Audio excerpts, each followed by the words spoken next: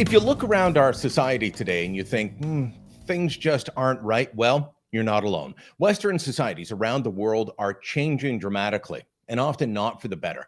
We are becoming less tolerant in the name of tolerance. We are adopting and accepting ideas that actually eat away at the foundations of a Western liberal democracy. Hello, and welcome to the Full Comment Podcast. My name is Brian Lilley, your host.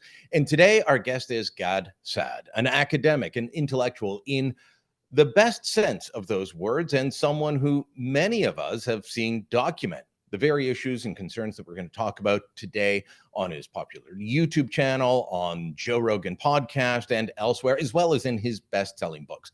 Dr. Gad Saad is a visiting professor and global ambassador for Northwood University, and he joins me today. Gad, thanks for the time. Oh, I'm so glad to be with you, Brian. Thanks for having me.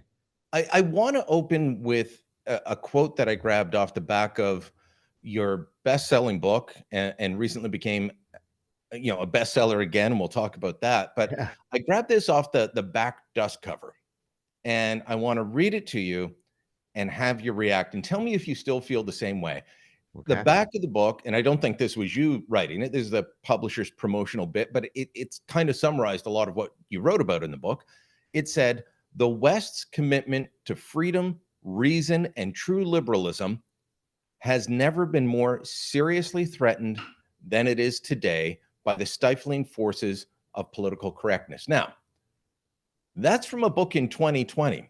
In 2020, you said we had never been under more threat. Yes. Do you still feel that way, or has it gotten worse?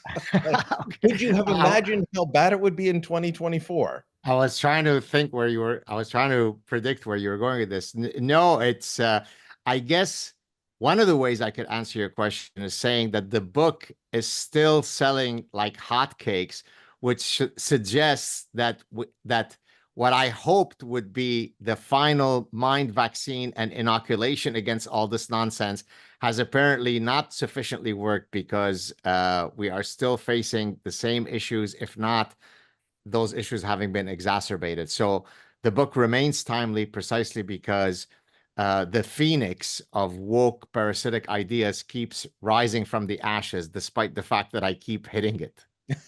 Well, over the summer, and as I said, it came out 2020. I think the paperback early 2021.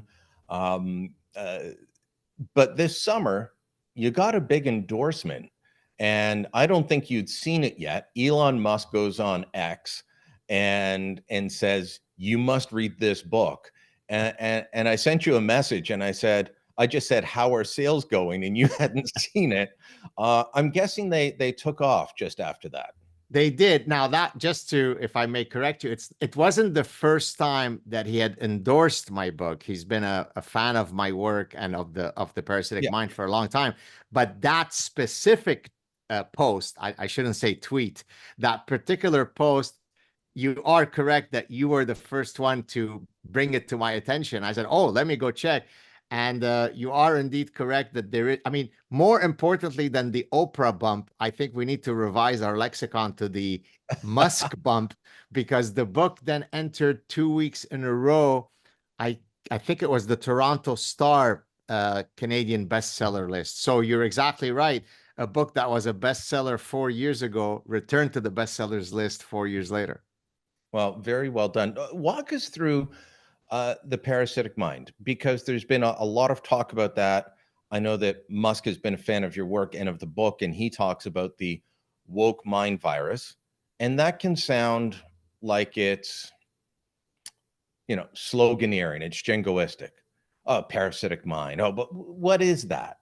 Yeah, no, So define it for me.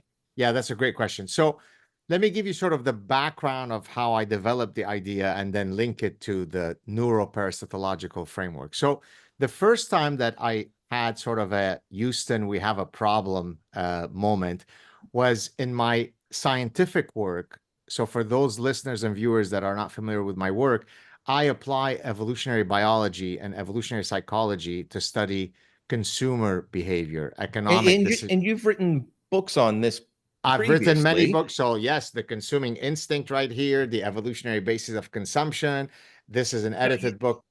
Go ahead. You've looked at how we react and interact with goods and why we purchase certain brands, and you've looked at that before. That's where you came out of before you got as political as you are now.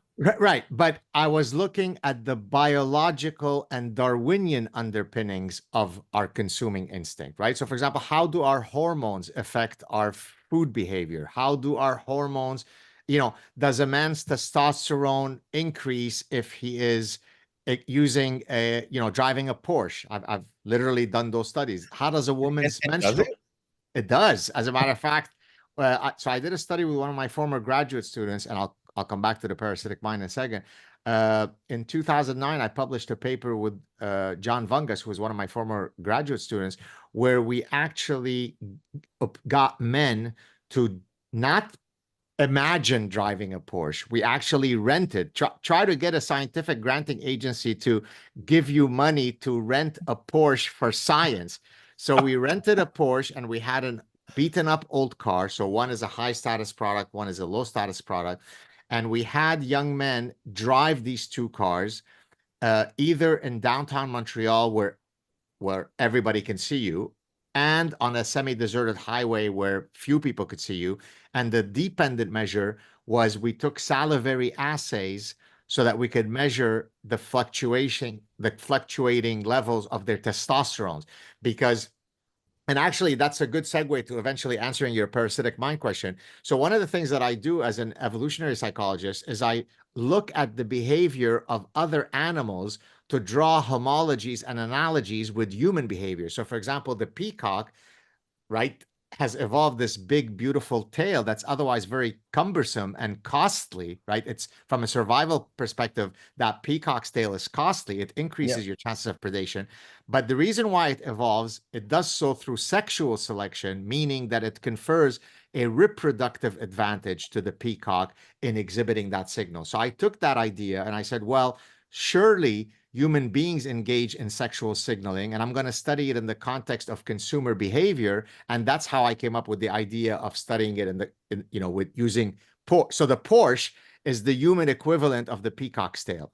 So coming back now to the parasitic mind. So I realized early in my career that what seemed profoundly obvious to me, which is that human beings are biological beings, and therefore, if we want to study consumer behavior perfectly and completely, we need to study the biological forces that compel us to be the consumers that we are. Well, that was complete crazy quackery. It was neo-Nazism, according to many of my social scientist colleagues and business school professor colleagues.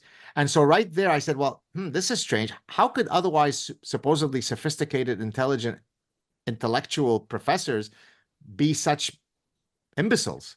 So that was my first exposure to how ideology can cause you to have completely irrational thoughts. So that was nearly 30 years ago. And then as my academic career progressed, I saw the infiltration, the proliferation of these, what I call parasitic idea pathogens. But why do I use the framework, to your very specific question, why do I use the framework of parasitology?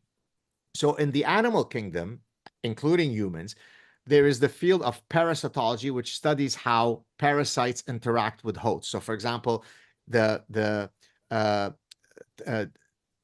tapeworm goes into your intestinal tract, but a neuroparasite ends up in your brain, altering your circuitry to suit its reproductive interest. And therefore, I had my aha moment. I would then argue in the parasitic mind that not only can human beings be parasitized by actual physical brainworms like Toxoplasma gondii, but they could be parasitized by ideological brainworms, and hence my neuroparasitological framework. And what are some examples of these parasitic ideas? Postmodernism, cultural relativism, social constructivism, radical feminism.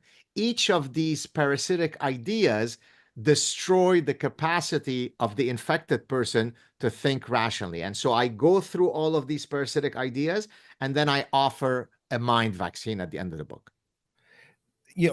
As I'm thinking about, cultural relativism, I was just trying to look up her name, the Iranian dissident who lives in New York. She's had her life threatened. I'm sure you've seen her work. It's just her mind's escaping me now. And she's talked about that recently, about how we've got people in the Western world declaring themselves feminists, but they won't speak up for the women of Iran who are being oppressed. They are fully on board with Hamas and Gaza and denouncing Israel, which is a state that actually puts these things forward. I said off the top, we have become less tolerant in the name of tolerance. Is that one of the parasitic ideas that you deal with? Oh, absolutely. Look, so cultural relativism was an idea that was first espoused by a anthropologist by the name of Franz Boas.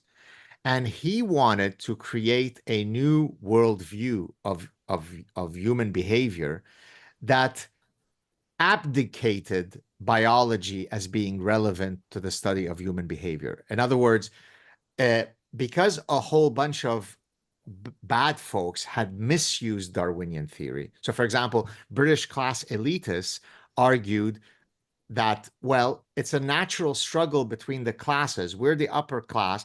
If the lower class has to die from you know, pandemic of tuberculosis, and if they live in squalor and they all die out, well, that's just Darwinian. It's just the natural struggle between classes.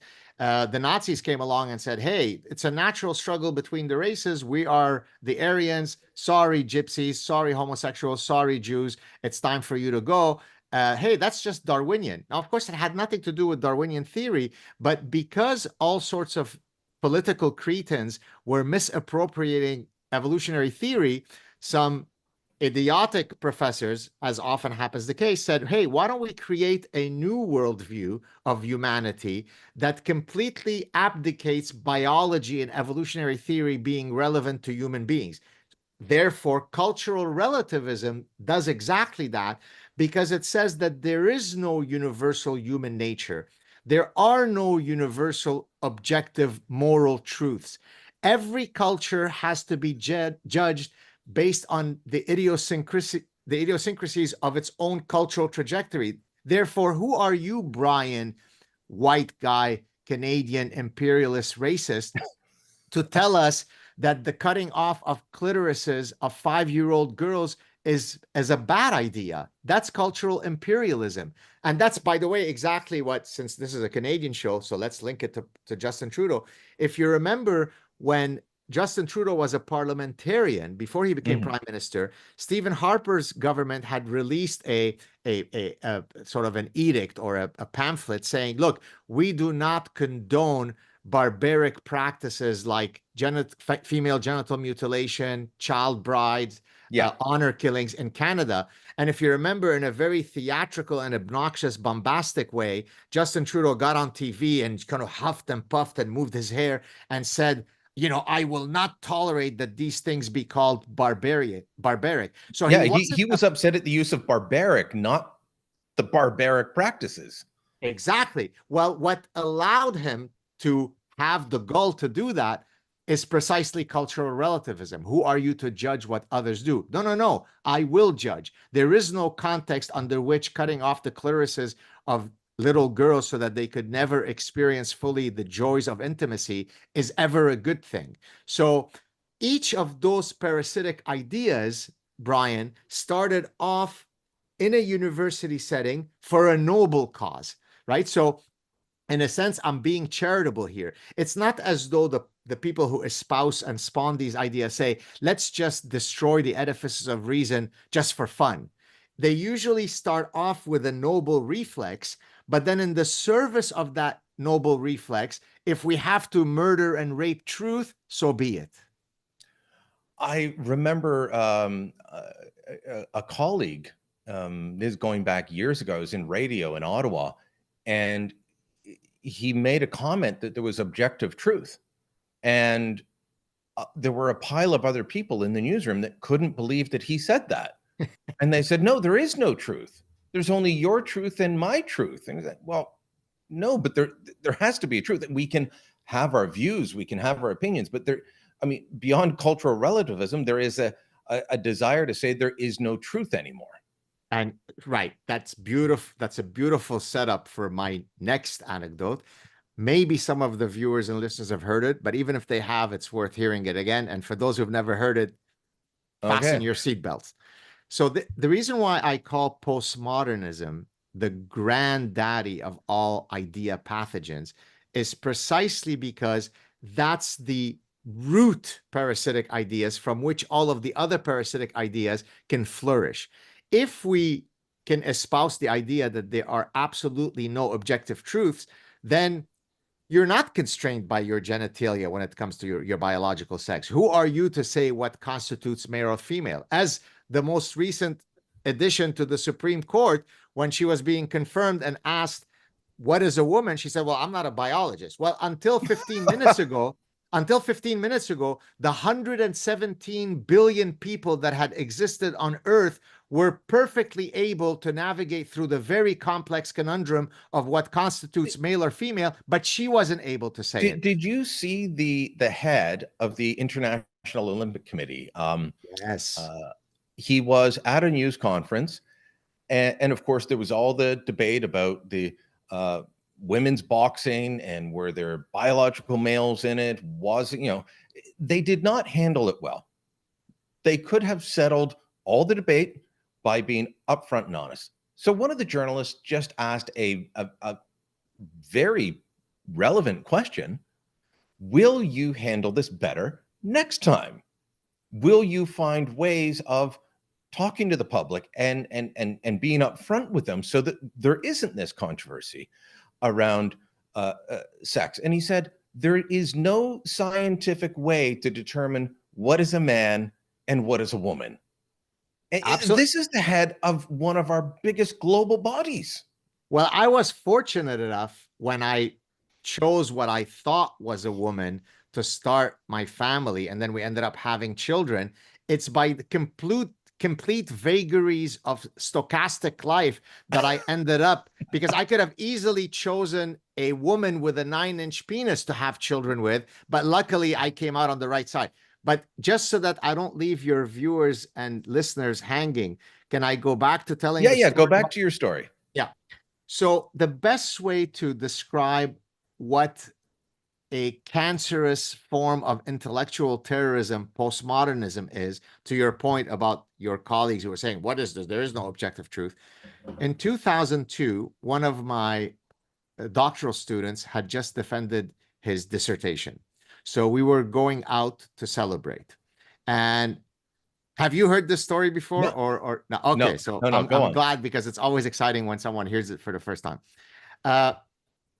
So we were going out for a celebratory dinner, myself, my wife, my doctoral student, and he was bringing a date with him.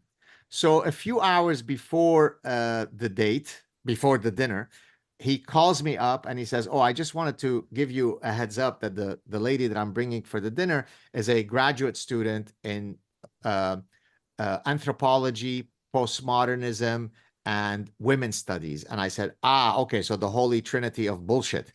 And so, but of course, the reason why he was calling me to say this is like, please, can we not get into this big, I said, oh, no, I got you. I'm going to be on my best behavior. Mum's the word. I'm going to be good, which of course was a complete and utter lie, because about halfway through the evening, I turn to the lady and I say, oh, I hear that, you're a graduate student in postmodernism. Yes. Oh, so there are no objective truths, of course, other than the one objective truth that there are no objective truths, but never mind that internal cognitive inconsistency. Do you mind if I propose what I think are universal truths, and then we can discuss it and you can tell me how I'm wrong? She says, yes, go for it. Now, this is 2002, so this is way before the transgender stuff. This is 22 years ago. I said, is it not true that within Homo sapiens, humans, that only women bear children? She looks at me, can't believe at what a simpleton I am, and says, that's absolutely not true. I said, oh, what do you mean? How is that? How is that? She goes, oh, because there is some Japanese tribe on some Japanese island whereby within their folkloric mythological realm, it is the men who bear the children. So by you restricting the conversation to the biological realm, that's how you keep us, whatever, barefoot and pregnant. So after I recovered from the mini stroke I had at listening to such gibberish, I then said, okay, well, you know what? Maybe it was too controversial, too incendiary for me to mention something as controversial as only women bear children. So let me give you another example, and then let's see if we can agree on this one. She goes, yeah, go for it. I said, is it not true since time immemorial that sailors have relied on the premise that the sun rises in the east and sets in the west? And there she used a variant, Brian, of postmodernism. It's called deconstructionism. It's Jacques Derrida. Language creates reality. So she said, what do you mean by east and west? And what do you mean by the sun? That which you call the sun, I might call dancing hyena. Exact words. I said, well, fine. The dancing hyena rises in the east and sets in the west. She goes, I don't play those label games. Now that became known. It's now part of the lore of the internet, the dancing hyena story. Why do I always recount that story? Is because it perfectly captures what happens to a graduate student at a leading, arguably the leading Canadian university, who is parasitized by postmodernism. If she can't sit at a dinner and agree on the fact that women bear children and that there is such a thing as East and West and the sun, what can we do? Like, where can we go from there? It's a Darwinian epistemological dead end. There is no value to postmodernism, right? So that gives you a sense of why I wrote The Parasitic Mind, because yes, universities can be wonderful places, but they can also be where reason goes to die. But okay, so these ideas start in the university. Yes, sir. They don't stay there. It's not like a bad weekend in Vegas. It doesn't stay in Vegas. It comes back with you like a venereal disease from Vegas, and it infects everybody. So talk about how that has an impact on the wider society, because Western liberal democracies, I think, we're going pretty well. We had elevated society, and now we seem to be going backwards. And so how do these ideas that infect the minds of just academics at the start undermine our entire society? I love that you set up the question that way, because one of the most frequent blowback that I would receive early in my career, as I was standing on top of the mountain warning people, is, oh, come on, Dr. Saad, why are you exaggerating? So there is some esoteric department in the humanities that is promulgating these ideas. So what? It's not going to make it to medicine. It's not going to make it to mathematics. It's not going to make it to the business school. I said, no, exactly to your point. I said, the virus eventually breaks free from the lab, as we think we know with the lab leak theory of COVID. So yeah. Yes, you're right that the dreadful parasitic idea starts off in some nonsensical department in the humanities, but it doesn't stay there. You know what it becomes eventually? It becomes the Prime Minister of Canada, right? So you're exactly right. Bad ideas don't have a geographical limitation. That's what makes them so dangerous. That's why I repeatedly say in my social media engagement, and earlier you mentioned Elon Musk, he completely agrees with me. We've had private conversations where we've confirmed this to each other, where there is nothing more dangerous on Earth than a parasitized mind. Yes, a tsunami can cause great devastation, but that's a, quote, act of God. But most of the tragedies that are imparted throughout human history start off with a bad idea, right? There's a little Austrian guy with a small mustache who said, hey, you know what the big problem in our culture is? It's the cancerous parasitic Jew. And if we only excise that from our society, then we will all live in a utopia. And a bunch of people said, yeah, that sounds like a great idea, Adolf. So to your point, That's why I stood up and kept screaming and screaming, because I knew that those ideas were going to eventually escape and become our journalists, our pop culture, our actors, our prime ministers. And so, yeah, that's what happens when bad ideas infect entire societies. Gad, before we jump back into the conversation about parasitic ideas and how they don't just stay in the sociology department somewhere, you've got a new title. You're visiting professor and global ambassador at Northwoods University. I don't know Northwood University. Give me your elevator sales pitch on this. What are you doing there? What? Tell me about this change. Yeah, so I was approached by the president of Northwood University. They're in a apparently I haven't yet gone in person. I will be going soon in person to meet the folks. Uh, they're in Midland, Michigan. He approached me and said, "Look, we're big fans of your scientific work and of course your free thinking. We are known as the Free Enterprise University, so their entire, ethos is rooted in freedom, and we would love to see if we can work together." And so, in all frankness, I had never heard of Northwood either, but boy, am I glad that I now have, because it's really, we're all human beings, and so we'd like to say that, hey, I nothing phases me and so on. But you also want to be at a place that shares your general sense of how a university should be run, that is not infested with parasitic ideas. And so it's been very, very refreshing for me in the few weeks that since I've joined them, to be able to interact with people, who I don't have to discuss whether the sun exists or not, or whether it's called dancing hyena or not, or I don't have to do land acknowledgements before saying hello, and I don't have to submit a diversity, inclusion, and equity statement before I apply for a grant. So it's been very, very liberating, and I really look forward to my visiting professorship there. Well, let me know how Midland, Michigan is. Beautiful part of I haven't stopped in Midland, but I love that the area of that Right. part of the state that it's in. So I'm sure you'll Will do. enjoy it.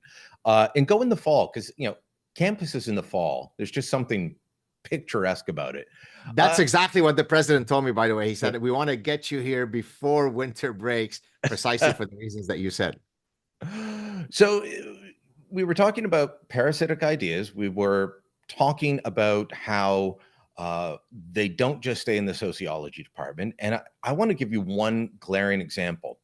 And then we can move from there into what happened to Jordan Peterson and the College of Psychologists a little while ago. But this is actually from one of the organizations that determines uh, uh, how doctors are trained in this country. The Royal College of Physicians and Surgeons of Canada put out a notice a little while ago that they want to change how medicine is taught and practiced. And it said, quote, a new model of CanMeds would seek to center values such as anti-oppression, anti-racism, and social justice rather than medical expertise. I don't give a flying you know what about my doctor's political views. I want to know, are they competent? Now, my GP I happen to be friends with and we share political views, but I really don't care when I'm being treated medically how they view the state of Canadian politics or what have you. I want to know, are they competent? And these guys want to put everything else ahead of competence. Yeah, that's I've actually weighed in on that exact new training of Canadian physicians. Look, there are certain professions and certain bodies, the FBI, judicial system, the medical associations, that should transcend politics, right? I mean, that's right. The Hippocratic Oath should be first do no harm. Now, of course, the woke physicians will say, but no, we are doing no harm by teaching you about anti-oppression. No nonsense, right? If So anti-oppression comes before your ability as a physician to perform an operation, you're doing harm. you're exactly right. All right. So look, I mean, that issue arises not only in, you know, at that, with physicians, it starts at the first point where, for example, they're now arguing that the grading of physicians when they're in medical school creates undue pressures and stress on physicians, and therefore we should move to a more empathetic pass fail system so that people are not competing against each other and worried. Guess what? I want my emergency room physician, who by definition is facing some of the most stressful moments where the decision tree that he or she follows over the next 5 minutes will cause that child to either die or not. I want them to have been exposed to stressors, right? Seneca in the happiness book, I talk about anti-fragility, which is a term that was coined by a fellow Lebanese, Nassim Taleb, right? Seneca, the ancient uh, philosopher, Stoic, said, I'm paraphrasing, that the strongest trees are those that have been exposed to a lot of wind stressor. Therefore, their bark and their roots are stronger. The trees that haven't been exposed to wind stressors end up being brittle and they break and they right? So let's apply that, the concept of the wind stressor, to your physician. Do you not want them to have faced stressors so that they can be trained to deal with stress? So not only are you infusing, to your original question, all of this woke nonsense in the practice of medicine, but just in the original training of physicians, you're incorporating this very loving, I love you, you love me, we all win trophies. No, we don't. I want the physician to have suffered during medical school because that makes them anti-fragile. At the medical school level, here's just a couple of things. This is from my colleague, Jamie Sarkanak at National Post. She writes about the University of Calgary created a special admissions pathway for Black students, entitling applicants to have their admission essays evaluated by non-white assessors. McGill, the University of Alberta, and Dalhousie have all done the same, and similar routes are being opened up for Indigenous students. I'm all for having diversity in terms of who's getting into medical school, but it is an insult to Indigenous and Black students to say, well, you should be held to a lower standard. Indeed. I mean, it's simply, isn't it? Do you wake up in the morning, Brian, and say, I wrote The Parasitic Mind, and I don't cease to be amazed every day at the level of collective lunacy that we are seeing. It's really breathtaking, right? Because you'd like to think that there are certain ideas that were defeated. Let's say judging people based on immutable traits. We call that racism. We call that bigotry. And we did a great job over the past 100 years to remove those systematic barriers, right? And of course, that speaks to, I know you know this, but maybe some of your listeners and viewers don't, the distinction between equality of opportunities and equality of outcomes, which of course the current contender for the presidency of the United States, Kamala Harris, doesn't seem to understand that difference, right? She believes that to the extent that there is any differences across people in terms of outcomes, it must be a nefarious cause that created that difference, and therefore we need to fix that so that we all end up at the same final place. I mean, those are literally almost her identical words. You know what creates equality of outcomes? Socialism and communism, right?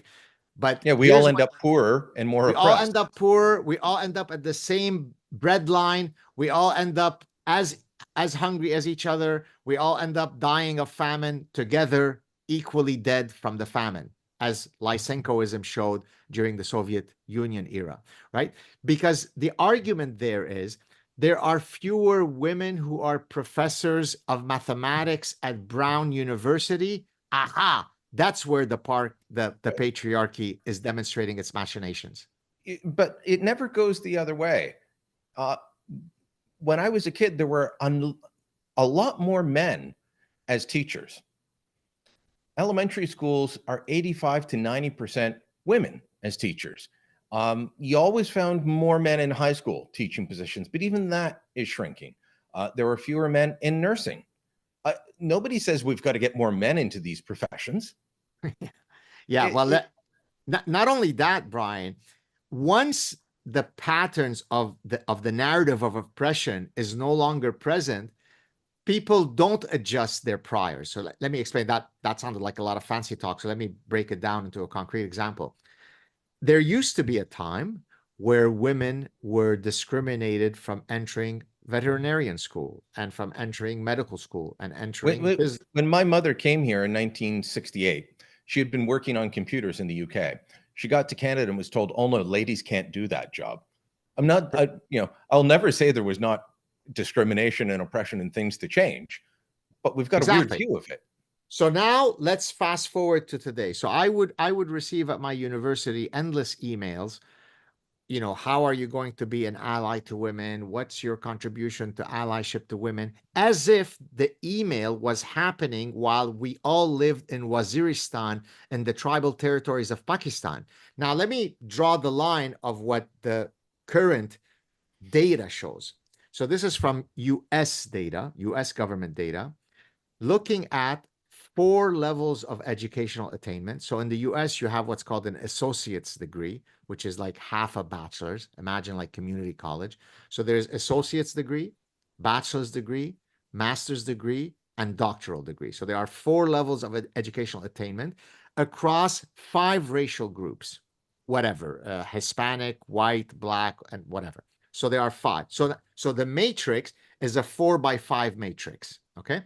In each of those cells, the government has provided the ratio of male to female, right? So let's assume we were the time when your mother came, or let's go further back to go back to when there was real full-on orgiastic discrimination.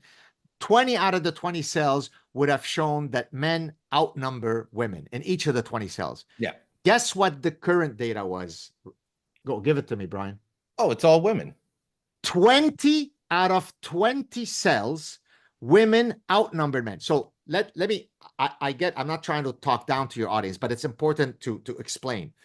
Meaning that I couldn't make up data that was more of a falsification of the narrative that women are being held back in universities. Therefore, it offends me as a professor of 30 years to receive an email of, how are you going to be a better ally to women? My dean is a woman. This is at my home university. My chair is a woman. The associate dean of research is a woman. But yet I'm being sent emails as if I lived in Waziristan, Pakistan. That's the dishonesty of the woke narrative, which is it is impervious to incoming new data, that the victimhood narrative must persist. La, la, la. I don't want to hear of any progress. What's the anecdote? Is there an anecdote? I mean, I know you've got anecdotes in your, or antidote. Sorry, I'm saying anecdotes. What's the antidote? I'll learn to speak one day.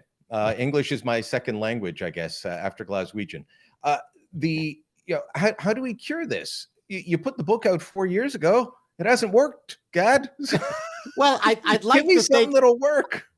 I mean, it has worked in the sense that literally receive thousands of emails from people saying, I was the biggest blue-haired wokester possible. Then I read your book. I started consuming your content. Thank you so much. So in the grand scheme of things, I haven't been able to administer the vaccine and all stupidity has ceased to exist. And I don't think any mind vaccine could ever do that, because regrettably, I think the architecture of the human mind is built to be parasitized. The only thing that's unique about the current period are the specific idea pathogens that we are now seeing, right? Cultural relativism was not an idea pathogen 500 years ago, but there were other idea pathogens then, right? You look back to the 1930s. They thought eugenics was great. Even Tommy Douglas did his thesis on, sainted Tommy Douglas did his thesis on eugenics, exactly, in favor of it. Exactly. So bad ideas have been around a long time. So bad ideas are around. Regrettably, there's always an allure to these bad ideas so that they can quickly infect and parasitize many human minds. There was a time where we threw women into the water, and if they swam, they were witches. And if they didn't and drowned, then oops, I guess they weren't witches. And people thought that that was a great test to do. That was a diagnostic test to determine whether my neighbor Angela was a witch or not, right? Well, So there's we've done that to Dr. Jordan Peterson. we have, by We the way, threw him in the water. He swam, so he must be a witch, and he's got to go to a re-education camp.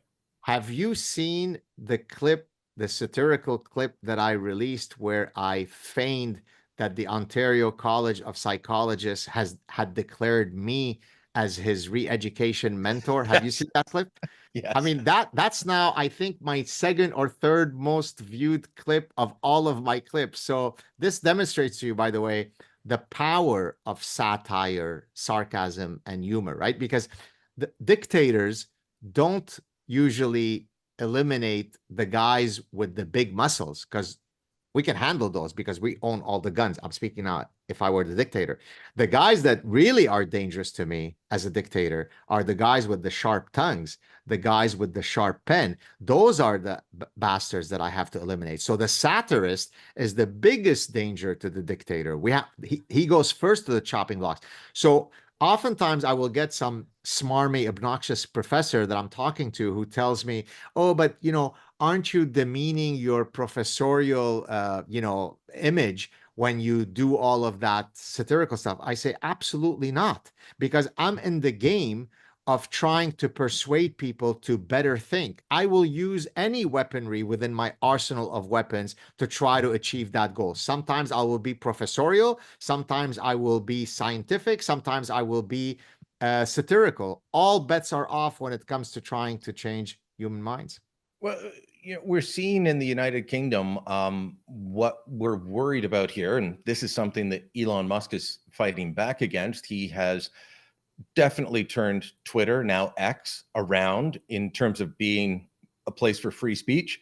Uh, we just had Mark Zuckerberg admit that, yeah, he had downplayed the Hunter Biden laptop story and he was smothering true things that were being said about COVID at the behest of the government, the Biden administration, because it went against their views.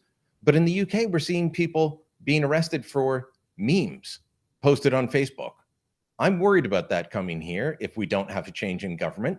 Um, that sort of thing, if you had told me 20 years ago in Britain they'll be arresting you for jokes, I would have laughed. I mean, the cradle of the best of Western civilization comes from the UK. The Americans, Canada, the Australians, New Zealand, we all draw inspiration from there. And they are now once Great Britain. Yeah, I mean, life comes at you fast, to your point about how quickly things change. I have a quote in the Parasitic Mind. I don't have it in front of me, so I'm going to sort of paraphrase it.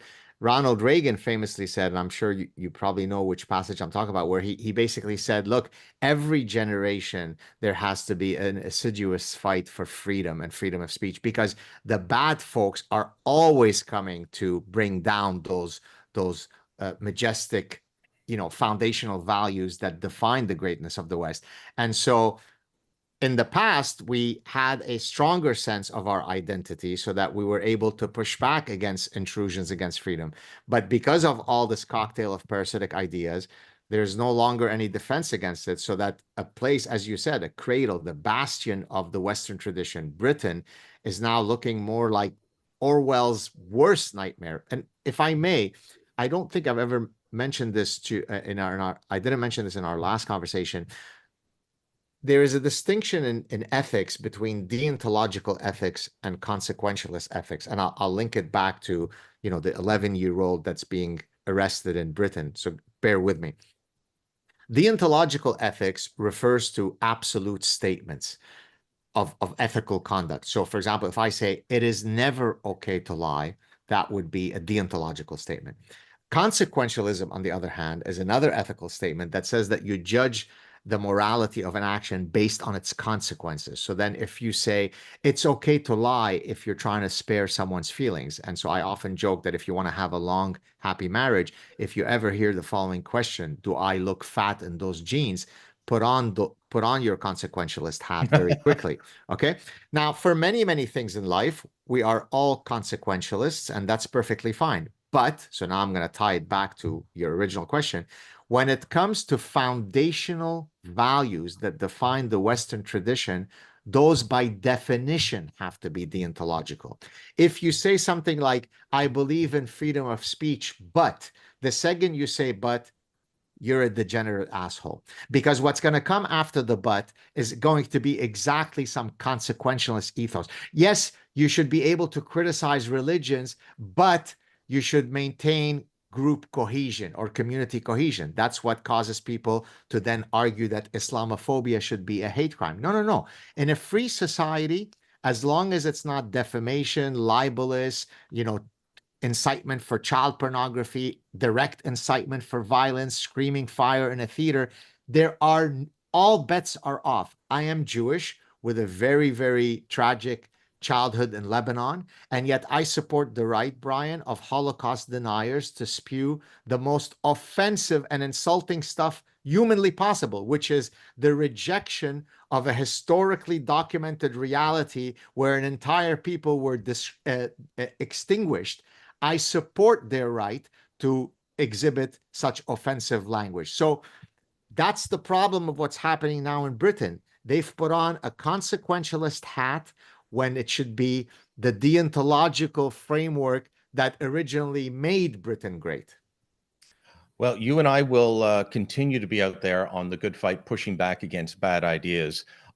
We could talk for another hour, but I know you've got another appearance to make. So, Gad, thanks so much for your time. Keep up the good fight, and let's keep in contact. That's wonderful. Thank you so much for having me, Brian. Full Comment is a post-media podcast. My name's Brian Lilley, your host. This episode was produced by Andre Prue. Theme music by Bryce Hall. Kevin Libin is the executive producer. Remember to hit the subscribe button, whether you're listening on Apple Podcasts, Spotify, YouTube podcast, now a thing. Make sure you leave us a review, share it on social media, tell your friends about us. Thanks for listening. Until next time, I'm Brian Lilley.